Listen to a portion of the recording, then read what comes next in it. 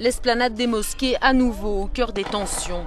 Sur ce lieu sacré aussi bien pour l'islam que pour le judaïsme, seuls les fidèles musulmans sont autorisés à prier selon le statu quo en vigueur depuis 1967. Les non-musulmans n'ont qu'une permission de visite quelques heures par jour. Mais ces derniers mois, des extrémistes juifs ont rompu ce statu quo, provoquant les troubles actuels.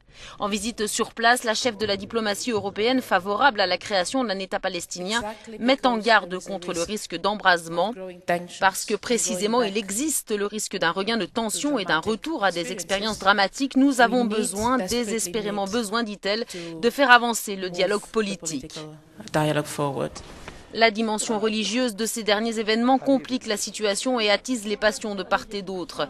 Quant au dialogue politique, en écoutant les deux parties, on voit bien qu'on en est encore loin, chacun se renvoyant la responsabilité de l'embrasement. Les attaques béliers à Jérusalem sont le résultat de la politique d'appel à la haine de Mahmoud Abbas et de ses partenaires du Hamas. Nous sommes engagés dans une bataille continue pour Jérusalem. Et je ne doute pas que nous la gagnerons.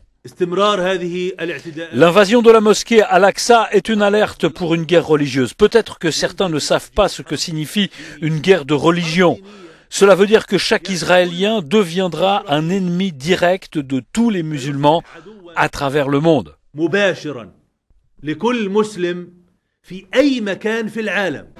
Le Hamas appelle à protéger l'esplanade des mosquées par tous les moyens et les extrémistes religieux juifs refusent de suivre les règles édictées depuis un demi-siècle. Pourtant, ni le gouvernement israélien ni l'autorité palestinienne n'ont intérêt à ce qu'une troisième intifada se déclenche. C'est pourtant bien le risque et c'est ce que les observateurs redoutent. En 2000, la deuxième intifada était née au même endroit à la suite d'une visite d'Ariel Sharon sur l'esplanade des mosquées, une visite vécue comme une provocation par les Palestiniens. La tension actuelle est à deux doigts de se transformer en explosion.